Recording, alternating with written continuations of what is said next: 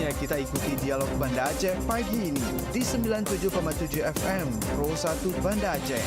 Dengarkan juga melalui streaming di aplikasi RRI Digital dan website rri.co.id. Dan tonton tayangan ini di YouTube channel RRI Banda Aceh Official. Dialog Banda Aceh pagi ini. Baik, selamat pagi pendengar Pro 1 dimanapun Anda berada, dan selamat pagi pemirsa di channel YouTube RRI Banda Aceh Official. Di pagi hari ini kita akan hadirkan dialog Banda Aceh pagi dengan tema atau topik yang kita bahas, yaitu perlindungan saksi dan korban peradilan pidana di Aceh. Nah, pendengar RRI Banda Aceh dimanapun Anda berada, hari ini akan bersama narasumber nantinya akan hadir tengah-tengah kita di pagi hari ini, yang tentunya akan membahas topik tentang penting dan menarik untuk kita simak bersama. Nah, pada kesempatan kali ini kami akan mengangkat tema yang sangat relevan dan krusial, yaitu perlindungan saksi dan korban dalam peradilan pidana di Aceh. Pendengar, seperti kita ketahui bahwa saksi dan korban seringkali menjadi pihak yang paling rentan dalam proses peradilan pidana, dan tidak jarang mereka merasa takut, terancam, atau bahkan mendapat intimidasi saat memberikan kesaksian yang sangat penting untuk penegakan hukum. Oleh karena itu, perlindungan terhadap mereka menjadi aspek yang sangat penting agar proses hukum berjalan adil dan transparan.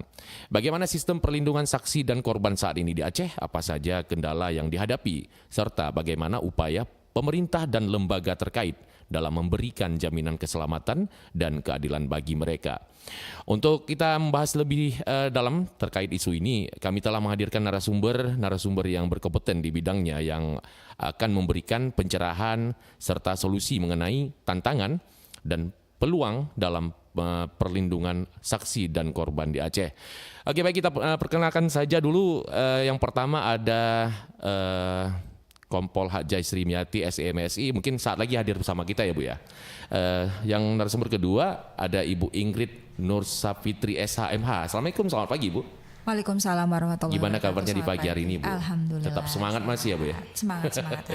Iya, baik pendengar, Ibu Ingrid adalah analis hukum ahli muda LPSK ya Bu ya? Siap. Baik, ada narasumber kita yang ketiga, ada Ibu Tiara Sutari AR STPMM. Assalamualaikum, selamat pagi Bu.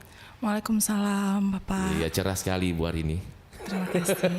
Sehat ya Bu ya? Alhamdulillah sehat. Alhamdulillah sehat. Ya, kalau Ibu di Tiara ini adalah PLT Bu ya, Kepala Bidang Perlindungan Perempuan dan Anak BP3 Aceh. Benar. Betul ya? Oke, baik.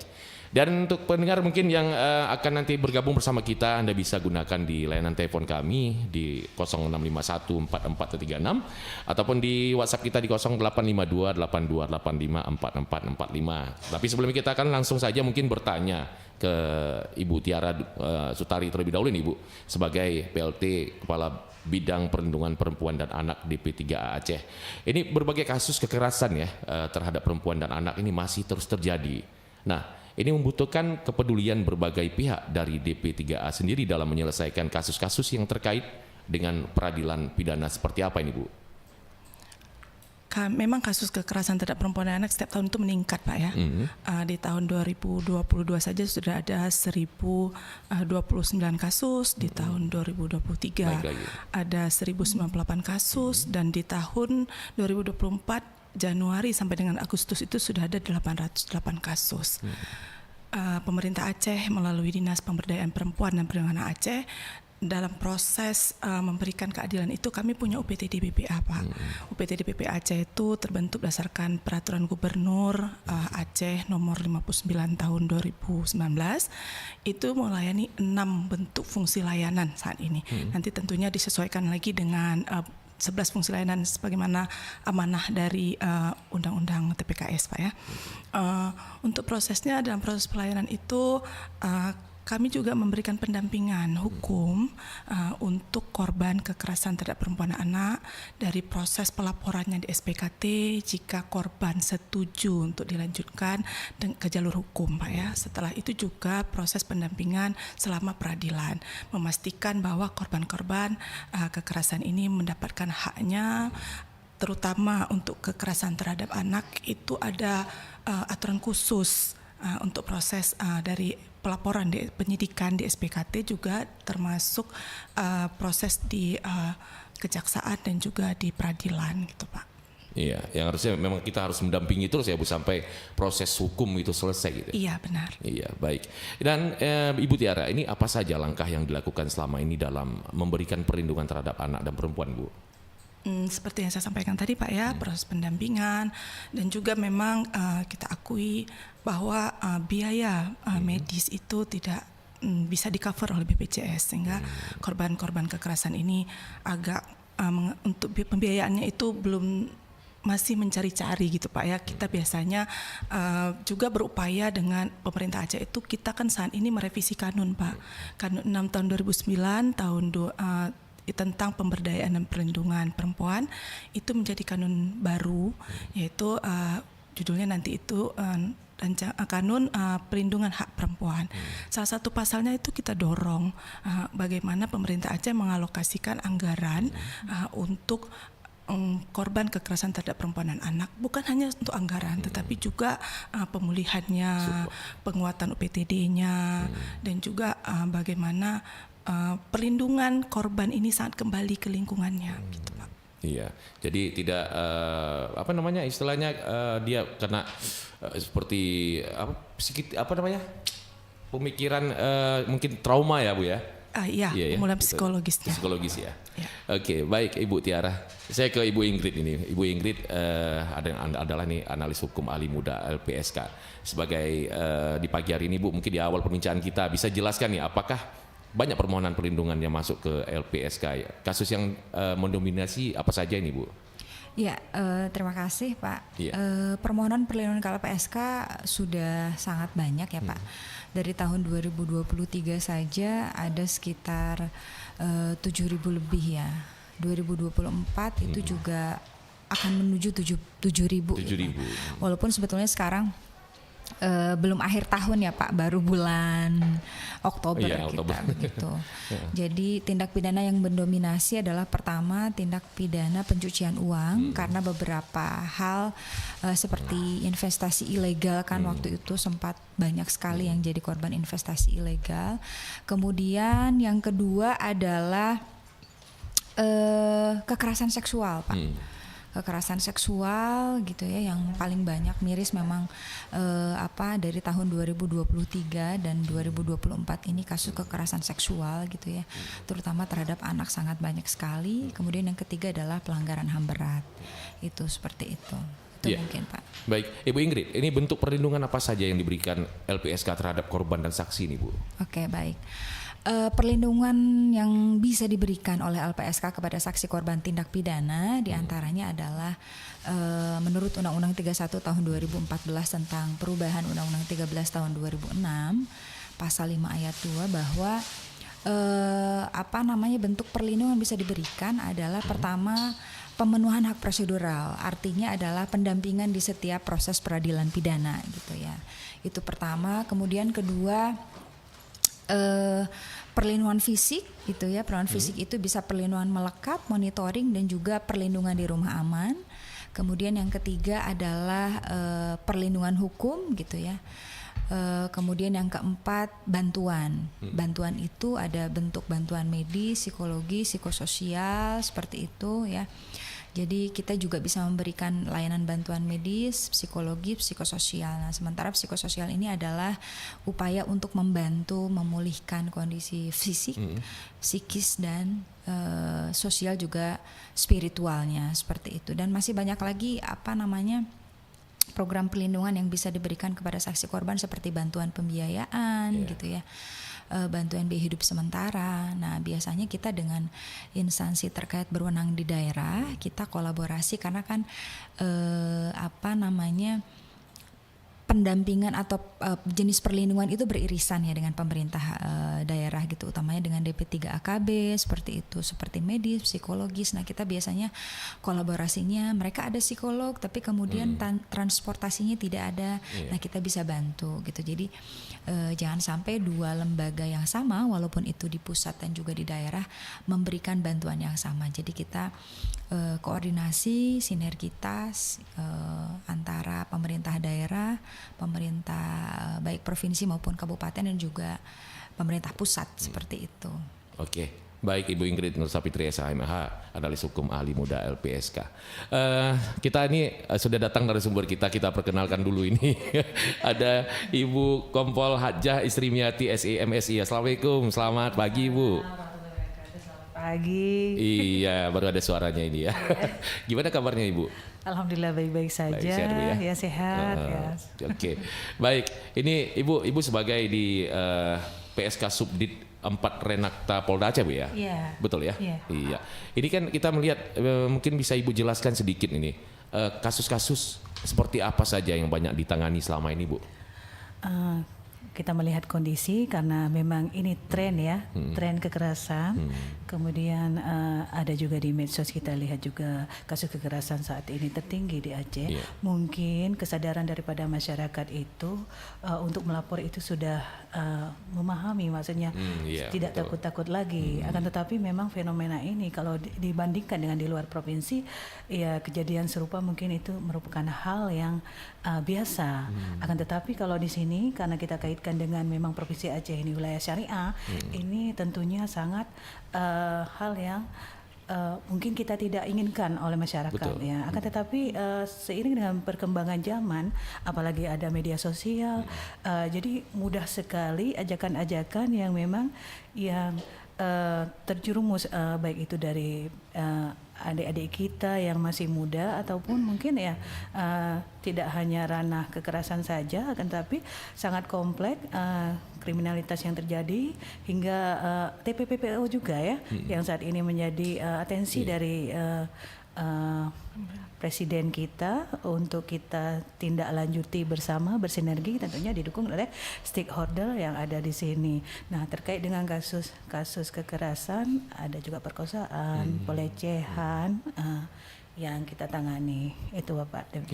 Iya, baik Ibu. Dalam penyelesaian kasus ini Bu, di peradilan pidana di Aceh ya, di biasanya tahapan proses yang dilakukan ini apa saja Bu? Kalau tahapan prosesnya tentu begitu ada laporan, karena kita tahu itu delik aduan, bukan delik mutlak. Mereka melapor ke SPKT didampingi oleh orang tua, wali atau mungkin keluarga terdekat, kemudian oleh SPKT Polda Aceh menerima laporan tersebut, kemudian meneruskan ke pimpinan, kemudian dari disposisi kita tahu pasti nanti ranahnya ke Subdit kami, Subdit Renata, yang mana di situ dibagi beberapa unit ya. Kemudian langsung kita tangani mulai dari tahap penyelidikan, kemudian nanti dilakukan gelar karena kami juga tidak ingin dalam proses penanganan tersebut terjadi kesalahan, maka nanti dilakukan gelar oleh pimpinan yang membidangi, kemudian juga di situ diundang dari baik itu dari divisi Propam ya, Bid Propam, kemudian dari Itwasda, dari Bidkum. Nah, sehingga peserta-peserta itu nanti di situ ditemukan pendapat-pendapat layak tidak, nanti dilanjutkan apakah itu sudah terpenuhi unsur, kemudian barang buktinya apa ya kan, kemudian kronologinya bagaimana, kemudian di situ juga dipaparkan kita menerapkan aturannya dengan sesuai dengan undang-undang. Nah, kita tahu bahwa kita di sini ada hukum jinayat ya. Nah, kemudian kalau misalnya saran dari mereka itu sudah bisa dilanjutkan ke tahap penyidikan, tentunya ke tahap penyidikan terlanjutnya oleh penanganan penyidik kami diteruskan menetapkan tersangka ya, dan hingga nanti mungkin langsung diteruskan ke tahap berikutnya kejaksaan ya. Nah, gitu. Iya, baik. Tapi dalam sejauh ini kendala-kendala tidak ada ya Bu ya? Alhamdulillah. Salah satu contoh ada ya, kita samarkan saja.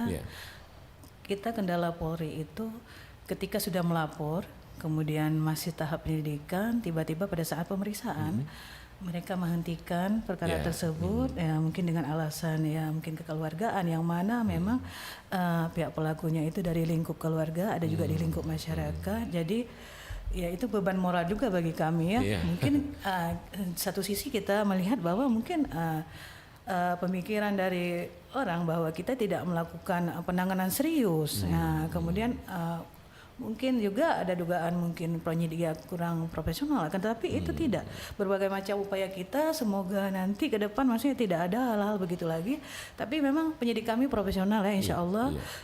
Karena kita berbagai upaya juga selalu menekankan kepada penyidik sebelum menindaklanjuti, saya juga meng-APP ya, memberikan beberapa langkah-langkah, jangan ada yang bermain ya terhadap ini. Kita tahu bahwa ini sangat serius sekali, apalagi kita tahu bahwa terkhusus penanganan kekerasan terhadap wanita dan anak itu merupakan sasaran prioritas yang harus ditangani, diawali dengan memang keseriusan daripada kita semua, saya bilang. Kemudian ini juga menjadi suatu mungkin perhatian publik nanti, yang mana jangan sampai nanti terjadi hal-hal yang tidak kita inginkan. Nah, kita tahu bahwa anak-anak itu merupakan sebagai generasi muda ke depan yang mana masih panjang perjalanannya. Iya, baik. Dan juga kita sebenarnya harus betul-betul perlu perlindungan gitu untuk perempuan dan anak ini ya. Jadi harus disegah dengan lembaga-lembaga terkait ya Bu ya. Iya, baik Ibu Kompol Hajah Isramiati SI. Oke, baik. Dan kita mengajak pendengar juga ini untuk bergabung bersama kita. Sudah kita buka untuk layanan telepon kita di 06514436 atau juga di WhatsApp kita di 085282854445 dengan tema dialog pada Aceh pagi hari ini masih dengan perlindungan saksi dan korban peradilan pidana di Aceh. Oke, baik, sambil kita juga menunggu untuk Anda yang bergabung mungkin bersama kita di pagi hari ini, saya ke Ibu Tiara Sutari kembali, Ibu. Apakah kita juga menyediakan tenaga pendamping nih bagi korban dan saksi nih, Bu? Iya. Di UPTD PPA itu ada 6 layanan, Pak. Betul. Ya. Dari pengaduan, penjangkauan, rumah sementara, mediasi, pemulihan psikologis, juga psikoedukasi dan sebagainya. Itu kita sudah punya petugas-petugasnya, Pak. Kita di sana di UPTD PPA itu punya analis hukum, juga punya konselor, punya pekerja sosial, punya penyuluh sosial, punya psikolog. Tenaga-tenaganya sudah memenuhi syarat untuk berdasarkan UPTD PPA ya, Permen PPPA nomor 4 tahun 2018. Iya, baik. Tapi untuk edukasi sendiri nih apa yang bisa diberikan sehingga masyarakat termotivasi untuk melapor kasus-kasus kekerasan terhadap perempuan dan anak, Bu? Oh ya, melalui Dinas Pemberdayaan Perempuan kita terus melakukan sosialisasi, melakukan penyebaran informasi melalui baliho, media sosial, dan juga melalui kegiatan mengundang akar rumput, Pak ya. Sebagaimana kita tahu ini paling penting itu adalah dari akar rumput. Kita lebih baik mencegah ya di hulu daripada di hilir. Jadi kita mengundang kecil-kecil, kita melakukan pertemuan lintas sektor, juga pertemuan koordinasi. Itu untuk proses pencegahan, menginformasikan bahwa kita punya layanan UPTD PPA yang dapat diakses secara gratis bagi korban kekerasan terhadap perempuan dan anak. Mungkin ini juga salah satu proses keberhasilan dari sosialisasi ya. Jadi masyarakat tahu nih kemana datang melapor, haknya dilindungi, haknya terpenuhi, rahasianya terlindungi ya. Kadang-kadang korban kan takut nanti identitasnya tersebar, kan juga stigma masyarakat bahwa ini, apalagi kasus tertinggi itu di Aceh itu KDRT ya, mereka merasa bahwa ini aib, kekerasan yang dialami itu adalah aib, jadi nggak perlu datang melapor, takut gitu nanti kalau terlapor malah dia yang terancam, sebagainya Pak ya. Jadi kita informasikan bahwa semua itu kita punya etika pelayanan, kita punya prinsip pelayanan, sehingga korban itu kita responsif terhadap korban-korban itu kita yang lindungi, dan juga bagaimana hak-haknya kita kasih tahu. Jadi sehingga ketika dia datang melapor, kita menginformasikan semua hak-haknya, apa saja yang bisa dia terima, sehingga kesediaan dia untuk mendatangi inform konsen untuk proses layanan berikutnya itu kita serahkan kepada korban. Kita tidak melakukan pemaksaan gitu, Pak. Iya, baik. Ibu Tiara, berarti kalau ke Ibu Kompol Hajah Isramiati, kalau masalah untuk pendamping juga itu pasti ya dari awal? Iya, di awal juga harus didampingi karena kita tahu kadang-kadang ada trauma ya dari pada si korban itu, jadi harus ada pendampingan. Kalaupun nggak ada yang damping, kami dampingi dengan sentuhan-sentuhan hati. Dan untuk edukasi sendiri, Bu, mungkin dari Polri sendiri itu? Kalau Polri bisa sekarang karena melalui tren juga kita melakukan himbauan-himbauan. Kami juga ada Babin Kamtibmas, kemudian melalui polsek-polsek juga kami menghimbau juga kepada masyarakat untuk tidak takut melapor karena pasti akan ditangani. Karena mereka juga yang melapor juga kita tahu bahwa mereka itu percaya kepada Polri dan ingin memberi rasa keadilan kepada mereka. Baik, oke. Kita ke Ibu Ingrid. Kalau Ibu Ingrid ini seperti apa, Bu? Kalau misalkan tadi kita di Polri tadi pendampingan mungkin sampai dengan selesai kasus ini, dan Ibu Tiara juga seperti itu. Mungkin dari Ibu Ingrid ada yang ingin ditambahkan? Iya, sebetulnya tadi yang seperti saya sampaikan, perlindungan yang bisa diberikan oleh LPSK itu ada dua sebetulnya. Pertama pemenuhan hak, kedua bantuan. Nah, konteks pemenuhan hak biasanya diberikan dalam proses peradilan pidana, gitu ya. Proses pidananya belum selesai, itu biasanya kita berikan. Namun kemudian program bantuan itu bisa diberikan pasca dia selesai memberikan keterangan dalam proses peradilan pidana. Artinya bantuan medis, bantuan psikologis dan psikososial itu berhak diberikan kepada korban dalam rangka memulihkan kondisinya, baik itu kondisi fisik, psikis dan juga psikososialnya gitu. Nah, kebetulan kita sekarang sedang menyusun peraturan tentang psikososial ya Pak, bagaimana si korban ini misalkan setelah mereka pulih dari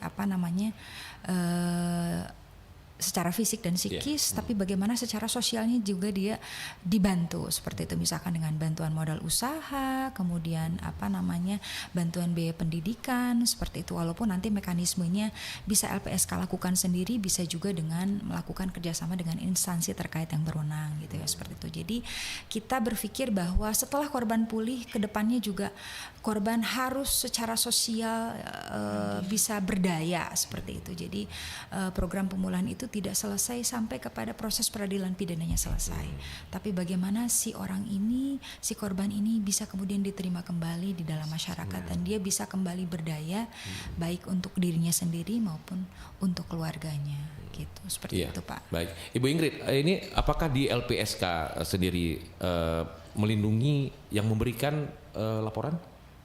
Oh ya, iya pasti. Ya pasti Pak. Jadi kalau di kita tidak hanya saksi korban, tapi juga saksi pelapor gitu ya. Kemudian saksi pelaku yang bekerja sama, kemudian ahli dan orang yang kemudian dia tidak mengalami, dia tidak juga mendengar tindak pidana itu dan dia juga tidak melihat tindak pidana, tapi keterangannya berhubungan dengan suatu tindak pidana seperti itu. Jadi kita bisa memberikan perlindungan dalam subjek perlindungan seperti yang tadi saya sebutkan, seperti itu. Seperti kasusnya dulu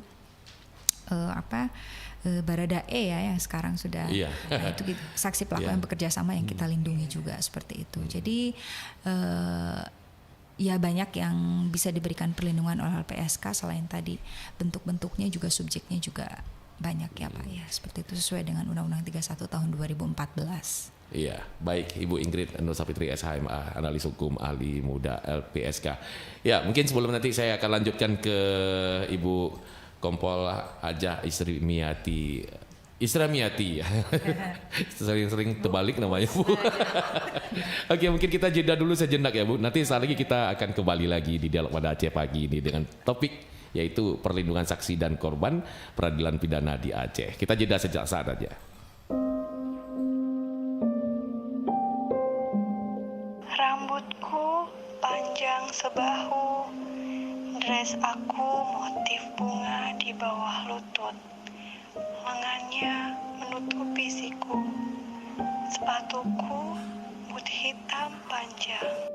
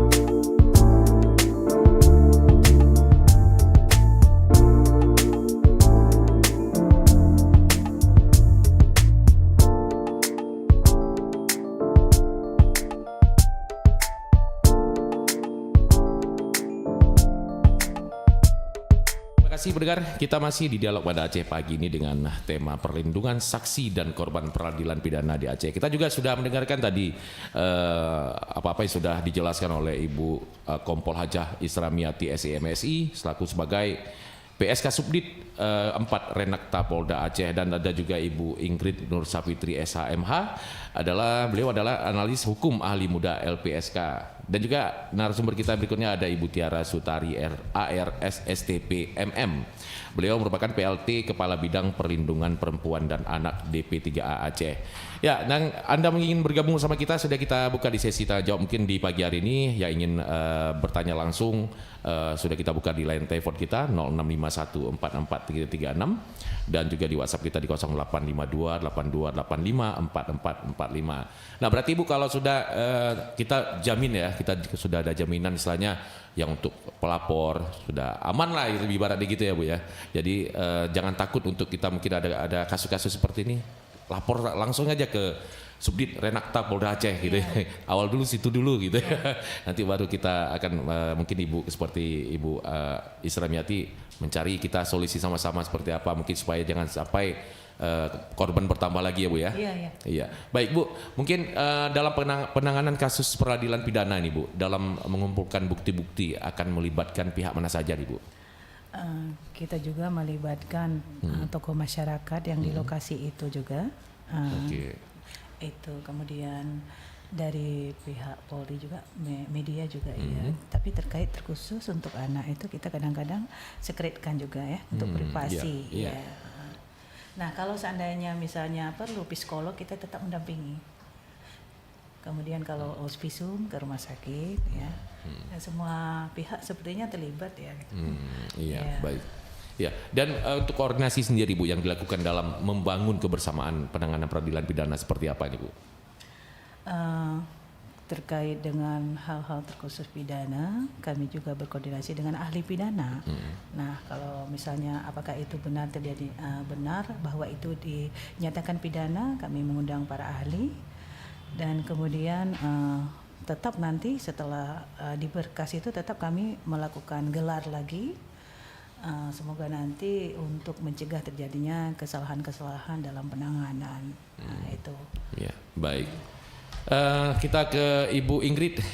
Jadi Bu, Ibu kan sebagai analis hukum ahli muda, berarti istilahnya kalau ada korban yang seperti ini kita tetap harus dampingi ya Bu ya, berarti kan udah dengan pengacaranya gitu ya Bu? Ya, sebetulnya kami bukan pengacara ya Pak, jadi kami itu adalah pendamping saksi korban gitu ya. Jadi LPSK ini kan lembaga negara yang mempunyai tugas untuk memberikan perlindungan kepada saksi korban tindak pidana dalam proses peradilan pidana. Artinya kita punya jabatan fungsional PPSK, penata perlindungan saksi korban gitu ya. Jadi nanti mereka-mereka yang akan mendampingi gitu ya. Jadi kita pertama ketika ada pengaju permohonan gitu, mengajukan permohonan ke LPSK, kemudian mereka harus melampirkan surat permohonan gitu ya, disertai dengan kronologi, identitas dan juga status hukumnya, karena kita konteksnya dalam proses peradilan pidana. Kalau bukan dalam proses peradilan pidana kita tidak bisa berikan bantuan itu gitu. Itu seperti itu. Nah, setelah melewati itu kemudian pengajuan permohonan itu bisa disampaikan melalui LPSK.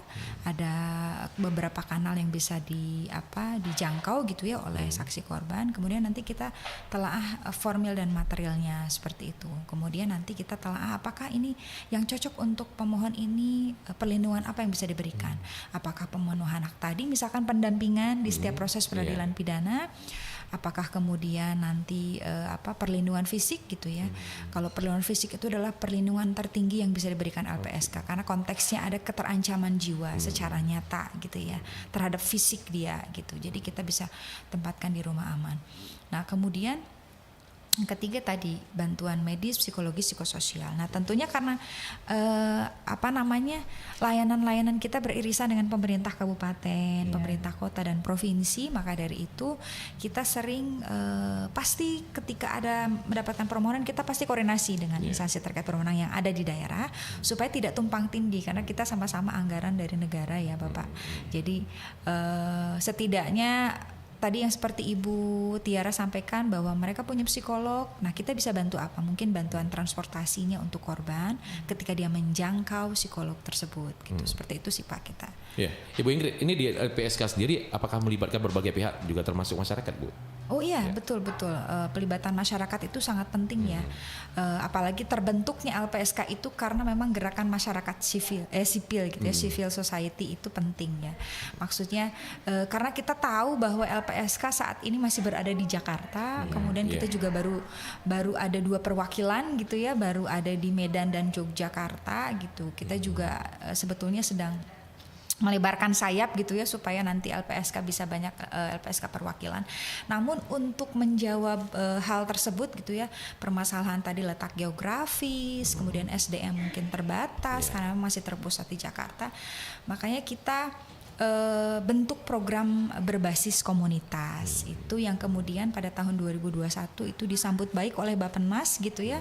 Nah ini makanya kita ke Aceh dalam rangka menyosialisasikan program berbasis komunitas tersebut gitu ya. Jadi kita ada program namanya Sahabat Saksi Korban.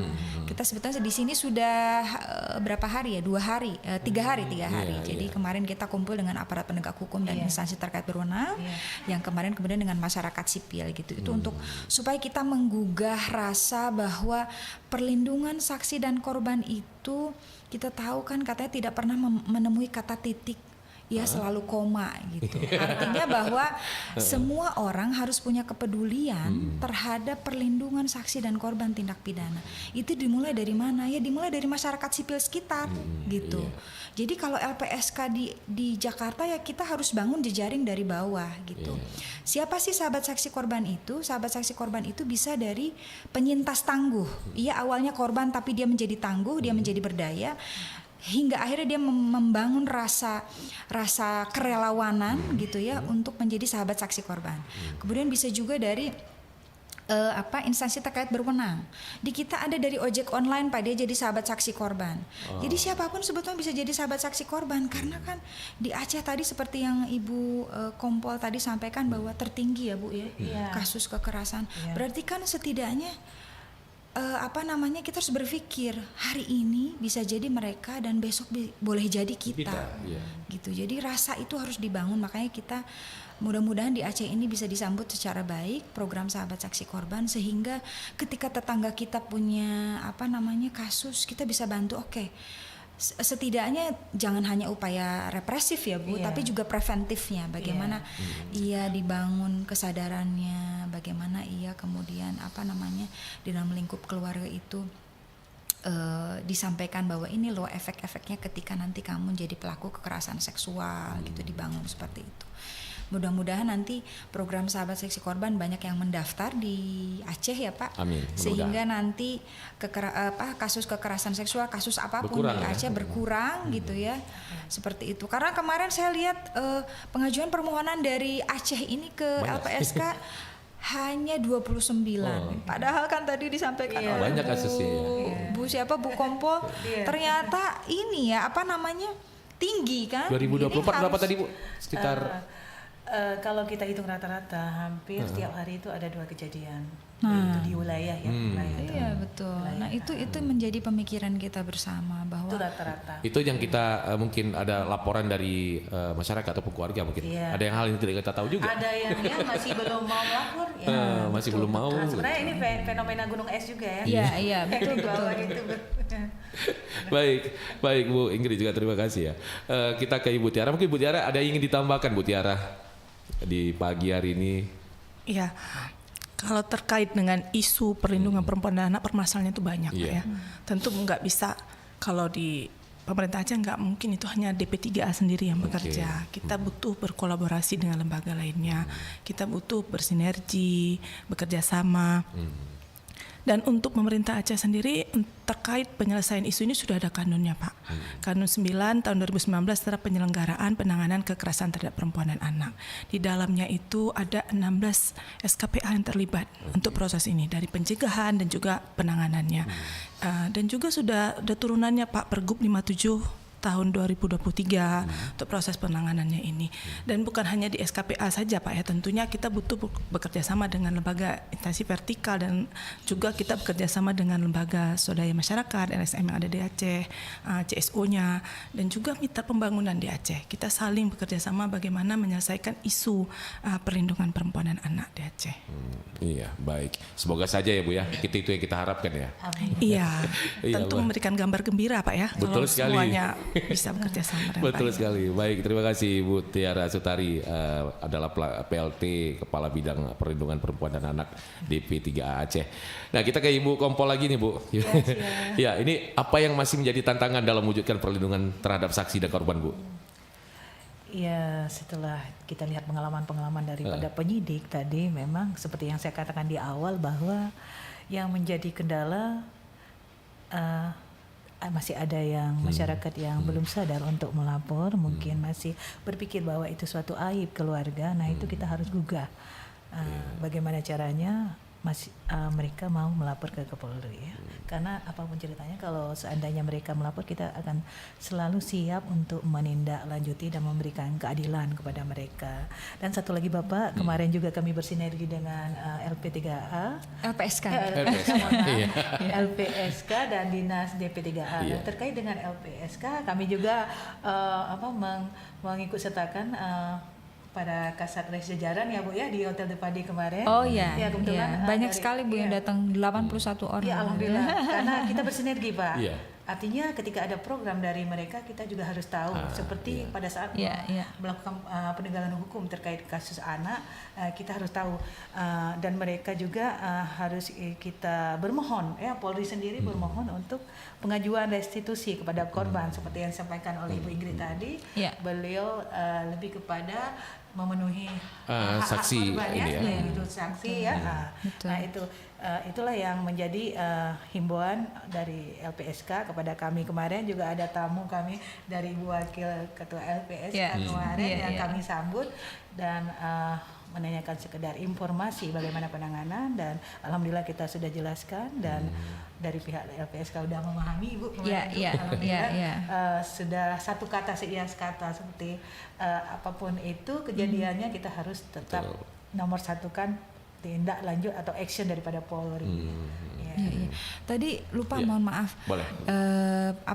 Bentuk perlindungan dari LPSK tuh tadi betul restitusi dan kompensasi. Tadi saya lupa menyampaikan.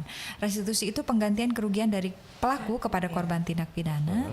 Kalau kompensasi penggantian kerugian dari negara kepada korban. Kalau restitusi itu kaitannya dengan tindak pidana perdagangan orang, kekerasan seksual, semua tindak pidana sebetulnya berhak mengajukan restitusi. Dan satu-satunya lembaga yang mempunyai kewenangan untuk menghitung restitusi itu adalah LPSK. Walaupun sebetulnya nanti kewenangan berada di tangan bapak-bapak hakim ya, nanti yang memutuskan apakah restitusinya diterima atau ditolak seperti itu. Namun kemudian hanya LPSK yang bisa melakukan penghitungan restitusi tersebut. Gitu. Kalau kompensasi biasanya untuk korban-korban terorisme, masa lalu, masa kini, dan juga korban pelanggaran HAM berat seperti itu. Iya, baik. Mungkin Bu Ingrid ada tambahan sedikit lagi nih Bu. Apa saja mungkin yang dilakukan LPSK untuk memaksimalkan program perlindungan terhadap saksi dan korban Bu? Sedikit lagi mungkin bisa Ibu sampaikan. Oke, baik. Seperti yang tadi sudah saya sampaikan, sebetulnya karena memang kita mempunyai keterbatasan. Pertama SDM, letak geografis, kemudian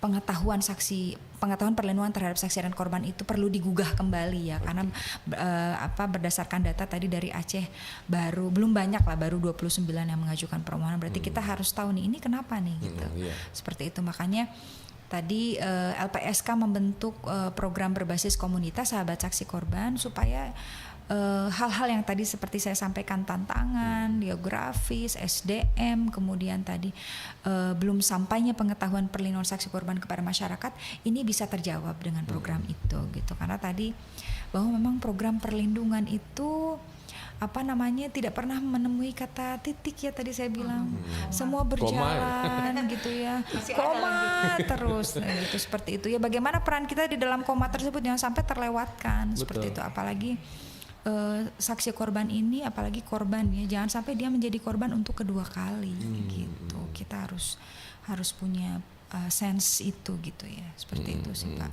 Ya, seperti Ibu Tiara ini sebagai PLT Kepala Bidang Perlindungan Perempuan dan Anak di P3A Bu ya. Berarti kita bisa nggak menjangkau misalnya nih daerah-daerah mungkin terlalu pelosok gitu. Jadi istilahnya mungkin dengan tadi Bu Ingrid katakan mungkin dari kasus yang tadi sudah kita bahas 29 kasus cuma yang ada gitu.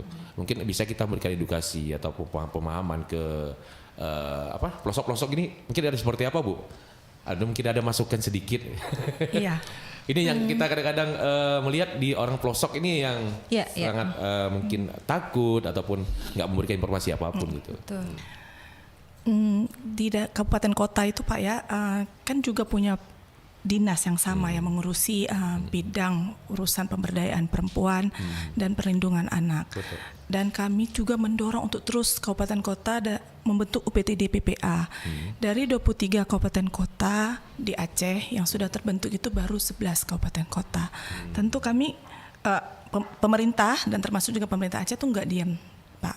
Sudah ada surat edaran Mendagri, sudah ada Perpres turunan dari UU TPKS bahwa amanahnya harus terbentuk setahun setelah UTPKS terbentuk di UPTD PPA di kabupaten kota, dan kami juga sudah memberikan surat edaran gubernur untuk membentuk UPTD PPA. Ini kita dorong terus, tapi perlu dipahami juga ini kan posisi UPTD PPA ini kan pasti di ibu kota kabupaten kota Pak ya. Kabupaten kota di Aceh ini kan wilayahnya luas. Betul. Kita contohkan saja Aceh besar. Itu luas sekali, apalagi Simelu, jangkauannya itu ada yang harus 2 hari baru tiba di kabupaten kotanya, ada yang harus melalui nyebrang dengan bus speedboat dulu dan sebagainya. Dan ini yang perlu juga mungkin kita perlu inovasi bagaimana untuk wilayah yang luas ini dibuka perwakilan-perwakilannya Pak ya, atau juga bisa ditempatkan seperti bentuk MPP seperti dulu Pak ya. Jadi di MPP itu mungkin bisa dibuka satu loket, tapi memang agak sulit untuk korban kekerasan Pak. Perkaranya adalah korban ini kan tidak boleh diketahui oleh orang lain. Privasi gitu ya. Iya, jika kita membukanya misalnya seperti di MPP itu sepertinya nggak mungkin korban datang mengakses kita pun, itu. Mau sampaikan mungkin keluhannya harus bisi-bisi gitu. Iya. Karena kita lindungi identitasnya Pak ya. Tapi seingat saya pemerintah Indonesia saat ini juga sedang ingin punya MPP khusus untuk korban kekerasan terhadap perempuan dan anak. Sehingga ketika korban itu datang, ketika datang melapor, dia bukan hanya proses layanan pelaporannya, tapi layanan lainnya juga bisa langsung didapatkan di satu tempat. Misalnya dia harus melapor ke SPKT, nanti rupanya jauh jaraknya ke Polresnya, nggak bisa selesai dalam waktu 1 hari misalnya. Tapi kita berupaya semoga ini bisa selesai nih dalam 1 hari. Di situ nanti seperti MPP yang saya bilang tadi, seperti MPP, seperti mall pelayanan publik, tapi ini mall pelayanan publiknya korban kekerasan nih terhadap perempuan dan anak. Di situ ada tempat pelaporan UPTD PPA-nya, di situ ada tempat pelaporan di unit PPA dari Polda atau Polresnya. Semua di situ. Iya, di situ ada rumah sakitnya untuk proses layanan modisnya. Ya, ada kerjasama dengan kita kan kerjasama juga dengan MPU dan Dinas Syariat Islam untuk proses pemulihan spiritualnya, dan juga nanti ada Dinsos untuk rehab sosial. Jadi satu tempat gitu.